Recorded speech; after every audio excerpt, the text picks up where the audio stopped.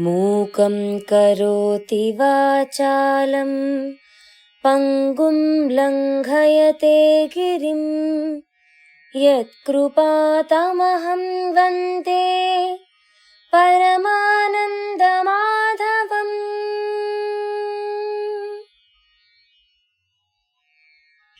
అధరం మధురం వదనం మధురం నయనం మధురం హసితం మధురం. అధరం మధురం వదనం మధురం నయనం మధురం హసితం మధురం.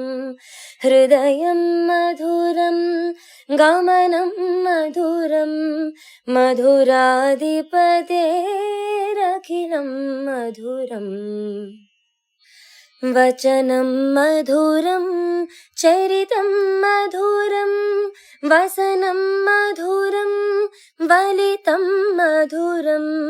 చలితం మధురం భ్రమితం మధురం మధురాధిపతేరఖిలం మధురం.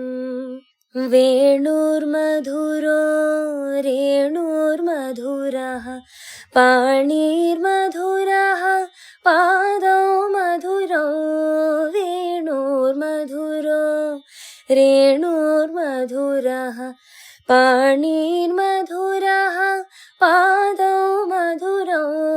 నృత్యం మధురం సఖ్యం మధురం మధురాధిపతేరఖిలం మధురం. గీతం మధురం పీతం మధురం భుక్తం మధురం సుప్తం మధురం. గీతం మధురం పీతం మధురం భుక్తం మధురం సుప్తం మధురం. రూపం మధురం తిలకం మధురం మధురాధిపతేరఖిలం మధురం. కరణం మధురం తరణం మధురం హరణం మధురం స్మరణం మధురం.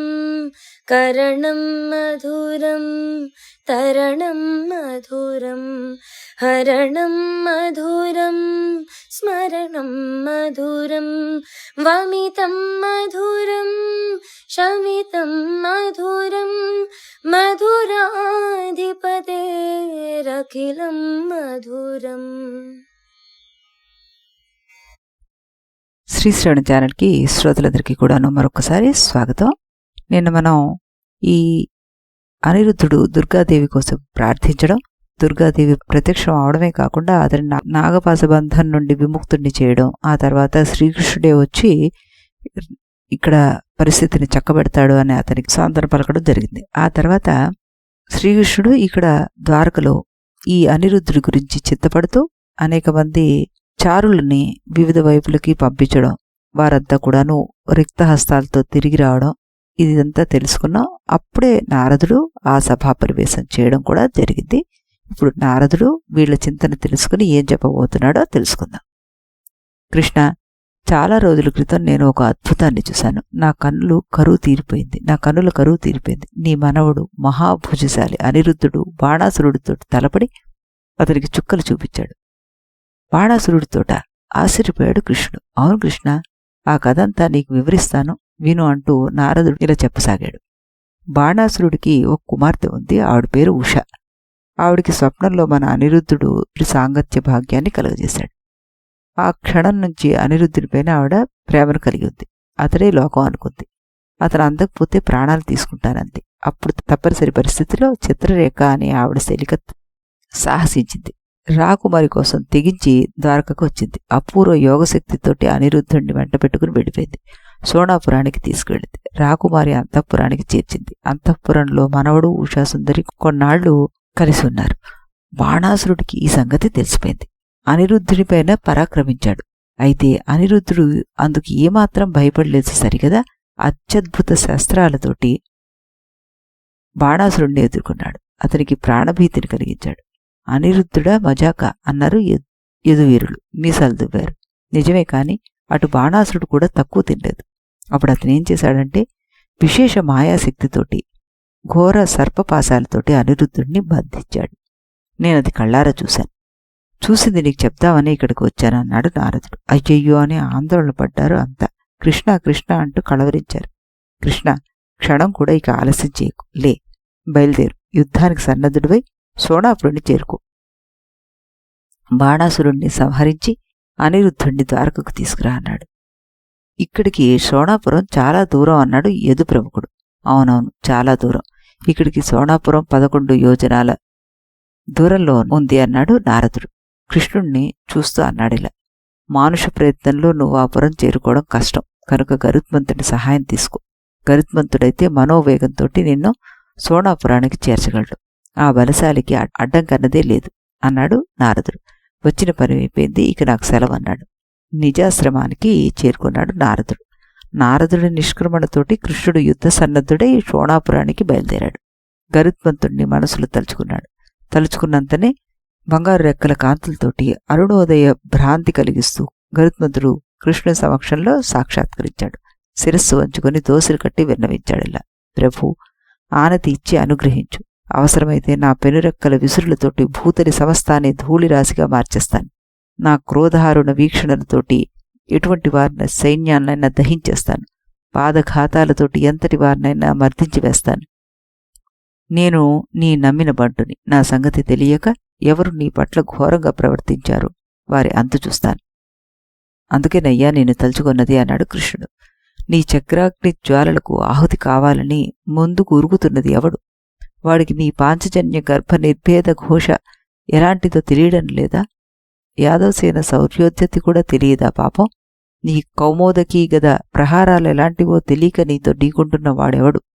ఆ దుష్టజాతకుడి పేరు చెప్పు స్వామి అన్నాడు గరుత్మంతుడు. చెబుతానని నవ్వాడు కృష్ణుడిలా. గరుత్మంత, బలికుమారుడు బాణాసురుడిని నువ్వు ఎరిగుంటావు. రాక్షసేశ్వరునికి ఒక కూతురుంది. ఆవిడితో మన అనిరుద్ధుడు సాంగత్యాపరాధానికి పాల్పడ్డాడని అతన్ని దారుణ సర్పపాశాలతోటి బంధించాడు బాణాసురుడు. ఇప్పుడు మనం అక్కడికి వెళ్ళాలి. అయితే బాణాసురుని రాజధాని సోనాపురంలో మానవ మాతృలు ప్రవేశించలేరు. పైగా మనకి అది 11 యోజనాల దూరంలో ఉంది. నువ్వు నన్ను అక్కడికి తీసుకువెళ్ళాలి. తీసుకెళ్తే ఆ దుష్ట దైత్యునిపైన పగ తీర్చుకుంటాను. ఒక రకంగా చెప్పాలి అంటే అనిరుద్ధుడిని నువ్వే కాపాడాలి. వేగంలో గాని, బలంలో గాని, పరాక్రమంలో గాని నిన్ను పోలిన వారెవరూ లేరు. ఈ లోకంలోనే లేరు. కనురెప్పు పాటు కాలంలో త్రిలోకాలను సంచరించగల దిట్టవు నువ్వు. ఈ ఆపస్ సమయంలో నువ్వే నన్ను కాపాడాలి అన్నారు. నేను నిన్ను ఆదుకోవడం ఏమిటి స్వామి? వినోదానికి కూడా ఆ మాట నువ్వు అనకూడదు అన్నాడు గరుత్మంతుడు. కృష్ణుణ్ణి వేడుకున్నాడిలా. లోకేశ్వర, నేను అల్పుడను. నన్ను మహనీయుణ్ణి చేసి ఆకాశానికి ఎత్తుతున్నావు. నీ స్తోత్ర పాఠకుణ్ణి అయిన నన్ను ఈ విధంగా నువ్వు ప్రశంసించడం న్యాయం కాదు.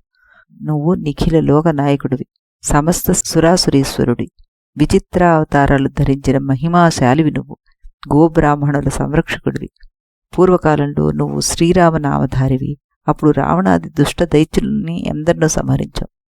వామనుడివై బలిచక్రవర్తి రాజ్యాన్ని యావత్తూ అందుకున్నావు. వరాహమూర్తి అయి ధరిత్రీ దేవతను ఉద్ధరించావు. కూర్మమూర్తివై సముద్ర మథనానికి తోడ్పడ్డావు. 1000 ఏళ్ల భూమి ఆకాశాలు, దశదిశలు, కాలం, అగ్ని, గాలి, సూర్యచంద్రులు అన్నీ నువ్వే. సృష్టి, స్థితి, సంహారాలు నీ లీలలు. అర్థిస్తే అనతి కాలంలోనే సామ్రాజ్య స్వర్గ సౌఖ్యాలను ప్రసాదిస్తావు. ఎదురు తిరిగారో అన్ని ఐశ్వర్యాల్లోనూ లోకాలను పోగొడతావు నువ్వు. గరుత్మంతుని ప్రస్తుతికి ఆనందించి సన్నగా నవ్వాడు కృష్ణుడు. స్వామి, నేను నీ సంకల్పం ప్రకారమే సంచరిస్తాను. నువ్వు ఏ కార్యం నిర్వర్తించమని ఆదేశించినా అందుకు సిద్ధంగా ఉన్నాను.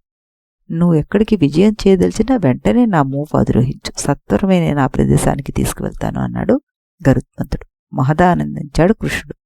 గరుత్మంతుడిని గట్టిగా కౌగిలించుకున్నాడు. స్వయంగా అర్ఘ్యం సమర్పించాడు అతనికి. ముందు దీన్ని స్వీకరించు. దీనివల్ల మనకి అఖండ విజయం సంప్రాప్తిస్తుంది అన్నాడు కృష్ణుడు. స్వీకరించాడది గరుత్మంతుడు. అప్పుడు యాదవ వృత్తుల దీవెనలను అందుకున్నాడు కృష్ణుడు. విప్రవర్యుల జయ జయ అభినందనలను అందుకుని పుణ్యాంగణల మంగళాక్షతల్లో వర్షంలో తడిశాడు ఆయన. వంది మాగాతులు స్తోత్రపాట త్వరిలో మంగళ తూర్యారావాలతోటి గరుత్మంతుణ్ణి ఆద్రోహించాడు కృష్ణుడు. అతని పక్కనే బలరామ ప్రద్యుమ్నులు సమావేశులయ్యారు. సిద్ధ మార్గంలో బారులు తీరి నిల్చున్న సిద్ధులంతా కృష్ణుని దీవించారిలా. పురుషోత్తమ, ఈ ప్రపంచంలో ఎవరూ నీతో యుద్ధరంగంలో నిలబడలేరు. సిరి, వెలుగు, తెలివి ఈ మూడు నువ్వే.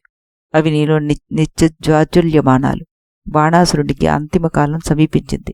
అతన్ని అవలీలగా ఓడించి విజయలక్ష్మి సహితుడిపై త్వరగా మరలిరా అన్నారు. గరుత్మంతుడు ఆకాశానికి ఎగిశాడు. వైమానికుడు మార్గంలో ప్రవేశించాడు. ఆ విజయ ప్రస్తావనలో శ్రీహరి చతుర్భుజాలు 8 అయ్యాయి. చక్రగద ఖడ్గ బాణాలు దక్షిణహస్తంలోనూ, శంఖ పద్మ చర్మ సార్ధూలాలు వామనహస్తంలోనూ ప్రజ్వలిలే.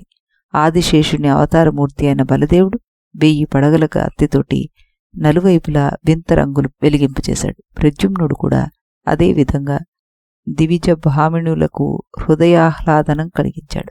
బలరామకృష్ణులు ప్రద్యుమ్ని తన మూపున ధరించి మనోవేగంతోటి పురోగమిస్తున్న గరుత్మంతుడు తన పెనురెక్కల నుండి వెలువడుతున్న గారి బాణాలతో కులపర్వతాలను గజగజ వణికించేశాడు. పాదఘాతాలతోటి మేఘాలన్నింటినీ తుత్తునీళ్లు చేశాడు. అలా కొంత దూరం ప్రయాణం సాగింది. ఎక్కడికి చేరుకున్నారో ఏమైందో ఏమో, అంతా బంగారు రంగులో మెరిసిపోయారు. గమనించాడిది బలరాముడు. కృష్ణుడితోటి అన్నాడిలా, మాధవ, చూసావా, మన శరీర ఛాయలన్నీ కాంచన కాంతులతోటి తలతల్లాడుతున్నాయి. ఒకవేళ మేరుగురి సమీపిస్తుందా, లేకపోతే ఇంత వింత బంగారు రంగుకి కారణమేమిటి అంటూ తనతో పాటు అందర్నీ గమనించాడు కృష్ణుడు. అన్న చెప్పింది నిజమే, కాంచన కాంతులతోటి వెలిగిపోతున్నారంతా అనుకుని ఆలోచించాడు. అన్నాడిలా, అన్నా, మనం బాణాసురుని రాజధాని సోనాపురుణ్ణి సమీపిస్తున్నాం. శివుని ఆజ్ఞను శిరసావహించి రకరకాల అగ్నిహోత్రాలు బాణ రాజధానిని ఎల్లవేళలా పరిరక్షిస్తున్నాయి. ఆ తీవ్రాగ్నుల ఆహవనీయం అనే అగ్ని మనకిప్పుడు ఎదురొచ్చింది. దాని తడతల కాంతులకే మన శరీరాలు ఇలా మెరుస్తున్నాయి. ఎంతటి మహిమాన్వితులనైనా దీన్ని ఎదుర్కొనలేరు. అయితే గరుత్మంతుడు ఎదుర్కొనగలడు. దీన్ని పూర్తిగా చల్లార్చివేయగలడు. కృష్ణుని మాటలు ఆజ్ఞగా స్వీకరించాడు గరుత్మంతుడు. విశాలంగా 1000 నోరులు కల్పించుకున్నాడు. వాటితో ఆకాశగంగా నదీ జలాన్ని పుకిటపట్టాడు. తీవ్ర వేగంతోటి మహాహావనీయ అగ్నిపైన అభివర్షించాడు వాటిని. క్షణంలో అగ్నికీలలన్నీ నశించిపోయాయి. ఆశ్చర్యపోయాడు గరుత్మంతుడు. అనుకున్నాడిలా, విశ్వాన్ని ధ్వంసం చేసే ఆహవనీయ అగ్ని నా ప్రయత్నానికి అంతరించిందంటే ఇక బలరామకృష్ణులకు అడ్డుమాకులు లేవు. ముక్కంటినైనా ఈ ఇద్దరూ సునాయసంగా నిర్జించగలరు. మరికొంత దూరం ప్రయాణించారంతా. వస్తున్న వారిని చూశాడు రుద్రదేవుని అనుచరులు. బ్రహ్మతనూజులు అయిన గుల్మాషుడు, యముడు, దహనుడు, శోషణుడు, తపనుడు వీరంతా ఒక శ్రేణిలోనూ, పితుడు, స్వర్ణుడు, ఓరుడు, భ్రాజుడాదిగా అగ్నులు 5 వేర్వేరు వరుసల్లోనూ ముందు గురికారు. అదుగో ఆ వస్తున్నది గరుత్మంతుడే. అయితే అతని మోపుపై ఉన్న ఆ 3 త్రేతాగ్నుల్లా ఉన్నారు. వారెవరో 4 సోనాపురంపై దండెత్తి వస్తున్నారు. ఆలస్యం చేస్తే ప్రమాదం. కలిసికట్టుగా విజృంభింతారండి. వారి అంతం చూద్దాం అనుకున్నారు. ప్రచండ సింహగర్జనలతోటి లంఘించారు. నగర సౌదాగ్రాలలో ప్రతిధ్వనించిన ఆ గర్జనలు విని శాత్రవుల రాక పసిగట్టాడు బాణాసురుడు. సమస్త సైన్యాలతోనూ యుద్ధానికి సిద్ధమయ్యాడు. అప్పుడతనికి జ్యోతిష్ఠోముడు, విభాంగుడు సహాయం అందించేందుకు వచ్చారు. అందుకు ఎంతగానో సంతోషించాడు బాణాసురుడు. రథాన్ని అధిరోహించాడు. ఆయుధాలు ధరించి అంగీరసముని సహా శస్త్రాలన్నింటినీ రథంలో ఉంచుకొని 10 మంది పావకులతోటి కృష్ణుణ్ణి ఎదుర్కొన్నాడు ఈ బాణాసురుడు. పుంఖానుపుంఖాలుగా భయంకర బాణాలను గుప్పించాడు. తరవైపు ఉరుకుతున్న పావకుల్ని చూశాడు కృష్ణుడు. కోపించాడు. అన్నాడిలాగా, దహనులారా, మీరంతా నాతో పోరాడడానికి సిద్ధమైనట్టున్నారు. వద్దు, నేను మీ తేజోరాశిని క్షణంలో రూపు మాపగలను. కావాలంటే క్షణకాలం యుద్ధరంగంలో నిలవండి, మీకే తెలుస్తుందన్నాడు. అంగీరసుడిని చూశాడు కృష్ణుడు. హెచ్చరించాడిలా, అంగీరసముని, నీకు యుద్ధంతో పనేమిటి? తపోధనులు హోమం చేసిన నేతిని తాగి తాగి బాగా కోపెక్కున్నావు. నీ కొవ్వు కరిగిపోగలదు, జాగ్రత్త అన్నాడు. కృష్ణుడి మాటలకు బగ్గున మండిపడ్డాడు అంగీరసుడు. త్రిశూల చేతపూడాడు. దాంతో కృష్ణుని అంతు చూస్తానన్నాడు. తీవ్ర వేగంతోటి ఆ త్రిశూలాన్ని ప్రయోగించేశాడు.